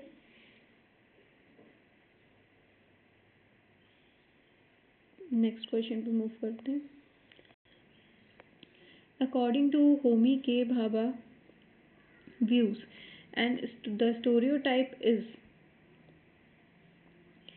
स्टोरियोटाइप क्या है, anarchy type, the assertion of colonial authority, the colonizer himself, a form of anxious colonial knowledge है ना, anxious colonial knowledge है। इनका एक ऐसे था होमी के भाभा का the location of culture, the location of culture, जिसमें उन्होंने कॉन्सेप्ट दिया है स्टोरियोटाइप का। उन्होंने बोला कि जो कॉलोनियल स्टोरियोटाइप है वो जो है एंजाइटी प्रोड्यूस करता है, ये फिक्स भी करता है फियर को, और जो है फियर भी करता है कॉलोनाइज्ड को, फिक्स भी करता है कॉलोनाइज्ड को और फियर भी करता है कॉलोनाइज्ड को। तो ये रिपीटेशन से आता है। एंशियस, यहाँ पे आपको एंजाइटी वर्ड से आप रिलेट कर सकते हो। रिपीटेशन होता है, फिक्सेशन होता है, बट अनस्टेबल और एंशियस होता है ना, कॉलोनियल नॉलेज। और इसके अलावा इन्होंने हाइब्रिडिटी का टर्म दिया है। होमी जहांगीर नहीं, होमी के भाभा ने हाइब्रिडिटी, मिमिक्री का कॉन्सेप्ट दिया है इन्होंने, मिमिक्री, एम्बिवेलेंस का कॉन्सेप्ट दिया है, और थर्ड स्पेस बहुत ज़्यादा फेमस है। तो होमी के भाभा के कॉन्सेप्ट कौन कौन से हैं, hybridity, mimicry, ambivalence and third space. ठीक है, और इसका आंसर क्या है, ये form of anxious colonial knowledge. Next question पे मूव करते हैं। Gerrard Janet divides narrative into 3 levels. तो आपको पहले तो ये याद होना चाहिए कि जिरार्ड जेनेट ने 3 लेवल्स पे नैरेटिव को डिवाइड किया है, और ये किस वर्क में किया है, नैरेटिव डिस्कोर्स करके इनका एक वर्क है। जिरार्ड जेनेट का फेमस वर्क का नाम क्या है, नैरेटिव डिस्कोर्स, जिसमें उन्होंने 3 लेवल पे जेनेट को डिवाइड किया है। पहला है हिस्ट्री, दूसरा है रिसिट, और लेकिन तीसरा है नरेशन। तो हमारा सही आंसर क्या हो जाएगा, third, history, receipt and narration, है ना, ये याद रखना, हिस्ट्री, रेसिट एंड नरेशन। तो हिस्ट्री किससे रिलेटेड हो जाएगा, स्टोरी से मतलब जो आप क्रोनोलॉजिकल इवेंट्स की बात कर सकते हो। और रिसिट मतलब रिसाइट, कि कैसे आप स्टोरी को प्रेजेंट कर रहे हैं। और नैरेटिव तो आपको पता ही है, the act of telling, narrating the act. तो इसका आंसर सी हो जाएगा।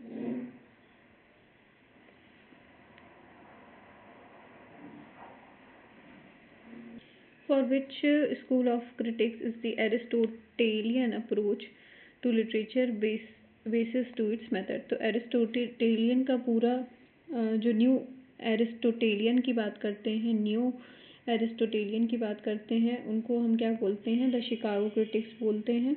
और इससे रिलेटेड इम्पॉर्टेंट जो फिगर्स हैं वो है R S crane. R S crane के अलावा वाइनी सी बूथ, वाइनी सी बूथ भी इम्पॉर्टेंट है ना। क्रेन्स का फेवरेट वर्क है क्रिटिक्स एंड क्रिटिसिज्म करके, है ना। तो ये आप याद रखना कि शिकागो क्रिटिक्स को ही क्या बोला जाता है, न्यू एरिस्टोटेलियन बोला जाता है। बूथ का भी एक फेमस वर्क है द रिटोरिक ऑफ फिक्शन करके, है ना। क्रेन का बिल्कुल याद रखना क्रिटिक्स एंड क्रिटिसिज्म। तो इन्होंने जो है ये प्लॉट की बात करते थे, स्ट्रक्चर की बात करते थे, रिटोरिक की बात करते थे, जॉनर की बात करते थे, है ना। और ये बिल्कुल अपोज करते थे न्यू क्रिटिक्स को। ये जो है फॉर्मल स्ट्रक्चर पे फोकस करते थे इन दी एरिस्टोटेलियन सेंस, एरिस्टोटल से रिलेटेड थे, इसलिए इनको क्या बोला जाता था, न्यू एरिस्टोटेलियन। और इसका आंसर हो जाएगा C. Next question, dash in Britain is the counterpart of dash in America. तो जो ब्रिटेन में था वो अमेरिका में क्या किसका काउंटर पार्ट था, तो इसका आंसर क्या है, जो कल्चरल मटेरियलिज्म था ब्रिटेन में वही जाके अमेरिका में क्या हो गया, न्यू हिस्टोरिसिज्म हो गया, है ना। कल्चरल मटेरियलिज्म से रिलेटेड कौन कौन है, Raymond Williams, Jonathan Dollimore, Alan Sinfield, Williams Dollimore Sinfield, है ना। रेमंड विलियम्स का फेमस वर्क है culture and society, Marxism and literature. और ये मार्क्सिज्म पावर आइडियोलॉजी की बात करते हैं, जबकि new historicism later on America में आया। और इससे रिलेटेड कौन है, अमेरिका में फेमस जो है वो ग्रीन ब्लाट है ना, स्टीफन ग्रीन ब्लाट। और ग्रीन ब्लाट का फेमस वर्क है रेनेसा सेल्फ फैशनिंग। और ये जो है इन पे माइकल फूको का इन्फ्लुएंस था। फूको से इन्होंने पावर का जो कॉन्सेप्ट है उससे इन्होंने फोकस करा टेक्स्ट और पावर पे, डिस्कोर्स पे, है ना। तो इसका आंसर हो जाएगा A, cultural materialism in Britain is the counterpart of new historicism in America. तो ये जो इम्पोर्टेंट कॉन्सेप्ट है, जैसे कि हमने आयरनी का कॉन्सेप्ट किस में पढ़ा, आयरनी का कॉन्सेप्ट पढ़ा ब्रूक में। तो आप ऐसे याद कर सकते हो, आयरनी पैराडॉक्स से रिलेटेड जो भी आया तो आपको ब्रूक लगाना है। कॉन्ट्रापंटल का भी कॉन्सेप्ट आया था, कॉन्ट्रापंटल किससे रिलेटेड है, एडवर्ड साइड से रिलेटेड है। उसके अलावा ओरिएंटलिज्म एडवर्ड साइड से रिलेटेड है। स्टीरियोटाइप, हाइब्रिडिटी या फिर मिमिक्री, थर्ड स्पेस की बात कौन करता है, होमी के भाभा करते हैं, है ना। इसके अलावा नैरेटिव्स के 3 लेवल दिए थे जेनेट ने। और न्यू एरिस्टोटेलियन को और क्या बोला जाता है, शिकागो क्रिटिक्स बोला जाता है। और कल्चरल मटेरियलिज्म का तो आपको पता ही होगा, रेमंड विलियम्स से रिलेटेड है। तो ऐसे आप कीवर्ड करके याद कर सकते हैं। नेक्स्ट क्वेश्चन पे मूव करते हैं, 140। What does ideology refer to according to Terry Eagleton. तो टेरी ईगल्टन के अकॉर्डिंग जो आइडियोलॉजी है उसका मतलब क्या है, the merger of criticism and ideological prehistory, the historical reality reflected by text, formulative doctrine, all those of representations, aesthetic, religious, judicial, others which shape the individual mental picture and lived experience। तो ये इसका correct answer हो जाएगा कि टेरी Eagleton के according ideology है वो सारे सिस्टम ऑफ रिप्रेजेंटेशन होंगे, जो मतलब एस्थेटिक, रिलीजियस, जुडिशियल, जो कि एक इंडिविजुअल की मेंटल पिक्चर को शेप करेंगे of the lived experience. Eagleton ने कुछ मेजर वर्क्स थे इनके, मार्क्सिज्म एंड लिटरेरी क्रिटिसिज्म करके। तो आपको पता चल गया कि टेरी किससे रिलेटेड है, मार्क्सिज्म से रिलेटेड है। इसके अलावा इन्होंने लिटरेरी थ्योरी एंड इंट्रोडक्शन करके एक वर्क दिया है। तो इन्होंने लिटरेरी क्रिटिसिज्म के अलावा लिटरेरी थ्योरी के बारे में भी लिखा है। और आइडियोलॉजी करके ही इनका एक वर्क आया था, आइडियोलॉजी एंड इंट्रोडक्शन करके। तो उसमें उन्होंने बोला था कि it is a system of representation जो कि शेप करता है परसेप्शन ऑफ रियलिटी को, है ना। और law, aesthetic, religion, art, judicial, इन सब इंस्टीट्यूशन से ये है वर्क करता है। तो इन्होंने बोला था कि आइडियोलॉजी सिर्फ एक फॉल्स बिलीफ नहीं है, जबकि एक स्ट्रक्चर कॉन्शियसनेस है जो इन सब चीज़ों से इन्फ्लुएंस होती है। और ये मार्क्सिज्म से इन्फ्लुएंस थे, तो obviously influenced by Karl Marx और लुई अल्थुसर। नेक्स्ट क्वेश्चन है, what do the references in the text in MLA system indicate. अब जो लास्ट यूनिट रहती है रिसर्च मेथोडोलॉजी की, उससे डायरेक्ट क्वेश्चन पूछे जाते हैं। इसमें पूछा है, what do the references in the text in MLA system. Reference में हम क्या करते हैं, entries in a list of work cited, जो भी वर्क हमने साइट की हैं उनकी लिस्ट की एंट्री करते हैं हम किस में, रेफरेंसेस में। तो ये डायरेक्ट क्वेश्चन है। एमएलए का फुल फॉर्म क्या होता है, मॉडर्न लैंग्वेज एसोसिएशन, है ना। एमएलए हैंडबुक का जो फर्स्ट एडिशन आया था ये पूछ सकते हैं, ये 77 में आया था। फर्स्ट एडिशन कब आया था, 1977 में आया था। और इन टेक्स्ट साइटेशंस का यूज़ होता है जिसमें हम ऑथर और पेज नंबर लिखते हैं, और जो वर्क साइट किए जाते हैं साइटेड पेज कहाँ पे होते हैं, एंड में होते हैं। और यहाँ पे जो बात हो रही है रेफरेंसेस की, वो एंट्रीज होती हैं in a list of work cited. Plagiarism से तो हर बार एक क्वेश्चन आता ही है कि प्लेजरिज्म का मतलब क्या होता है। Presenting another person's ideas, words और entire work as your own, कि किसी और के आइडियाज, वर्ड्स या फिर वर्क को अपना खुद का बता के आपने प्रेजेंट कर दिया। ये एक इंटेलेक्चुअल थेफ्ट होता है। इसलिए जो भी एक एकेडमिक एथिक्स क्या बोलते हैं कि आप प्रॉपर साइटेशन करो, कोटेशन मार्क्स का यूज़ करो, पैराफ्रेजिंग करो, एक्नॉलेजमेंट दो अगर आपने किसी के वर्क का कुछ चीज़ लिखा हुआ है, ताकि आप प्लेजरिज्म के अंदर फॉल ना करो। नेक्स्ट क्वेश्चन देखते हैं, when should you quote from a source in your research, कि आप को कब कोट करना चाहिए from a source in your research. When it is necessary to paraphrase, when the exact wording is important to your claim, when you write long passages to explain your point, when you desire information from a source। तो आप coat का कब use करोगे, when the exact wording is important to your claim। Quotation कब ज़रूरी होगा, जब language जो है वो मैटर करेगी, जब वो जो स्टाइल है उसमें यूज़ की गई है वो क्रूशियल होगी। इसके अलावा नहीं तो आप पैराफ्रेज भी कर सकते हो, लेकिन आपको वो एग्जैक्ट वर्डिंग चाहिए और वो इम्पॉर्टेंट है आपके क्लेम के लिए, तो आप किसका यूज़ करोगे, आप कोटेशन का यूज़ करोगे, है ना। तो इसका आंसर हो जाएगा when the exact wording is important to your claim. Next question है, व्हाट इज एपिग्राफ। एपिग्राफ क्या होता है, तो एपिग्राफ क्या होता है, ये it is the concluding paragraph in the research paper, it is a last quotation in research paper, it is a key passage in research paper, it is a short quotation at the beginning of a work that establishes its theme or mood। तो पहली बात तो epigraph beginning में use होता है, ठीक है। It is a short quotation eight the beginning of a work, जो कि उसकी थीम और मूड के बारे में बता देता है। एग्जाम्पल, आप फेमस एग्जाम्पल है वेस्टलैंड, है ना। The Westland T.S.. एलियट का जो 1922 में आया था, उसमें एक एपिग्राफ रहता है फ्रॉम द पेट्रोनियस, है ना। एक शॉर्ट कोटेशन रहता है at the beginning of the work that establishes the theme और मूड। मतलब एपिग्राफ प्रिपेयर कर देता है रीडर को कंसेप्चुअली कि इसमें क्या मूड है। नेक्स्ट क्वेश्चन पे मूव करते हैं, where does the list of work cited appear. अब ये अगेन साइटेशन से क्वेश्चन है। हमको पता है कि जो साइटेशन होती है वो एंड में होती है। स्टैंडर्ड जो एकेडमिक स्ट्रक्चर यही रहता है कि पहले इंट्रोडक्शन, फिर बॉडी, फिर कंक्लूजन, और फिर जो भी वर्क्स आपने साइट की हैं वो एंड में आप साइट कर देते हैं, ठीक है।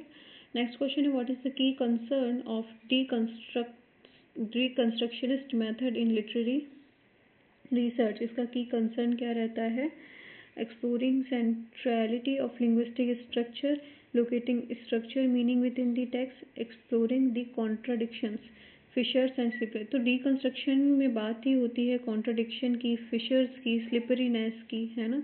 तो ये आंसर हो जाएगा understanding the notion of langue and parole. तो जैक्स डेरिडा से रिलेटेड ये कॉन्सेप्ट हो गया, है ना। इनके डेरिडा के फेमस वर्क हैं ऑफ ग्रामेटोलॉजी या फिर राइटिंग एंड डिफरेंस, है ना। ऑफ ग्रामेटोलॉजी बहुत ज़्यादा इंपॉर्टेंट वर्क है जो कि 1967 में आया, और राइटिंग एंड डिफरेंस भी 1967 में ही आया है। डेरिडा के ये दो फेमस वर्क हैं। डीकंस्ट्रक्शन का मतलब ही क्या होता है, आपकी मीनिंग इंस्टेबल है, आप कॉन्ट्राडिक्शंस या फिर हम बोल सकते हैं बाइनरी अपोजिशंस की बात करते हैं, इंटरनल कॉन्ट्रडिक्शंस की बात करते हैं। टेक्स्ट जो है, text is reading against itself, है ना, खुद के अगेंस्ट ही अपने आप को रीड करता है। और इसके फेमस क्रिटिक हैं पॉल डी मैन और जे हिलिस मिलर, है ना। पॉल डी मैन और जे हिलिस मिलर इससे रिलेटेड हैं। तो इसका आंसर हो जाएगा exploring the contradictions, fissure and slipperiness of language. Derrida से रिलेटेड कॉन्सेप्ट है deconstruction. What is biographical quotes? Biographical quotes मतलब क्या होता है ये, तो बायोग्राफिकल कोट्स का कॉन्सेप्ट दिया था जेरोम मैकगेन ने, है ना। जेरोम मैकगेन ने इसका कॉन्सेप्ट दिया था in the textual condition. Textual condition करके इनका वर्क आया था 1991 में। तो बायोग्राफिकल कोड्स क्या होते हैं, बायोग्राफिकल कोड्स बेसिकली फॉर्मेट्स होते हैं, टाइपोग्राफी होती है, लेआउट पेपर होता है किसी भी टेक्स्ट का, है ना। फॉन्ट बोल सकते हैं, स्पेसिंग बोल सकते हैं, पेपर की एक तरीके से हम बोल सकते हैं पेपर के मटेरियल और जो फिजिकल फीचर्स रहते हैं टेक्स्ट के किसी के, उसका मतलब होता है, सॉरी मैं जब से इसको गलत प्रोनाउंस कर रही हूँ, बिब्लियोग्राफिकल कोड्स, है ना। तो ये जेरोम मैकगेन ने दिया है। It basically refers to the material and physical features of a text, जिसमें फॉर्मेट आ जाएगा, typography, font, layout, paper, spacing, जो कवर की डिज़ाइन हो गई, पब्लिकेशन का फॉर्मेट हो गया, है ना, इस तरीके से। तो इन्होंने बिब्लियोग्राफिकल कोड्स के अलावा लिंग्विस्टिक कोड्स की भी बात की थी। लिंग्विस्टिक कोड क्या हो जाएगा, जो एक्चुअल वर्ड्स और लैंग्वेज रहेगी टेक्स्ट की, और जबकि बिब्लियोग्राफिकल क्या हो जाएगा, जो फिजिकल और मटेरियल प्रेजेंटेशन है टेक्स्ट का, है ना। तो ये कोई वर्क साइटेड नहीं होते, ये कोई रेफरेंस पेज से रिलेटेड नहीं होते, स्ट्रक्चर से रिलेटेड नहीं होते, बायोग्राफी का तो कॉन्सेप्ट ही नहीं है ना। तो फर्स्ट इसका आंसर सही हो जाएगा। ये आपको लग सकता है कि जो वर्क साइटेड लिस्ट है वो, क्योंकि बिब्लियोग्राफिकल से रिलेटेड है, लेकिन बिब्लियोग्राफी में हम सोर्स का लिस्ट करते हैं, लिस्ट ऑफ सोर्सेज रहता है ना। जबकि बिब्लियोग्राफिकल कोर्स में हम फिजिकल रिप्रेजेंटेशन करते हैं, है ना, फिजिकल प्रेजेंटेशन करते हैं टेक्स्ट का। तो ये both are completely different. Next question पे मूव करते हैं। What is WorldCat? WorldCat से मतलब क्या है? वर्ड कैट बेसिकली एक यूनियन कैटलॉग है जो ऑफर करती है online access to the collections of over 10,000 libraries worldwide. WorldCat को OCLC ने जो है ऑपरेट किया है। बेसिकली ये ग्लोबल लाइब्रेरी कैटलॉग है जिसमें बिब्लियोग्राफिक रिकॉर्ड्स रहते हैं, है ना। तो ये 10,000 लाइब्रेरीज जो हैं वर्ल्ड वाइड, उनके कलेक्शंस का एक तरीके से हमें कैटलॉग मिल जाता है। तो वर्ल्ड कैट याद रखना, ये एक जो हम बोल सकते हैं एक टर्म से रिलेटेड उसका मीनिंग पूछा गया है। नेक्स्ट एकदम डायरेक्ट क्वेश्चन है कि पोस्ट स्ट्रक्चरलिस्ट रिसर्चर क्या करते हैं। तो आपको पहले में ही आंसर मिल जाए कि पोस्ट स्ट्रक्चर में क्या करते हैं, read the text against itself, है ना। पोस्ट स्ट्रक्चर जो है वो फिक्स्ड मीनिंग को रिजेक्ट कर देते हैं और मल्टीप्लिसिटी पे एम्फेसाइज करते हैं और टेक्स्ट को रीड करते हैं अगेंस्ट इटसेल्फ, है ना। कोई सेंट्रल थीम, कोई हिस्टोरिकल बैकग्राउंड की बात नहीं होती, टेक्स्ट की भी नहीं, ऑथर की भी नहीं।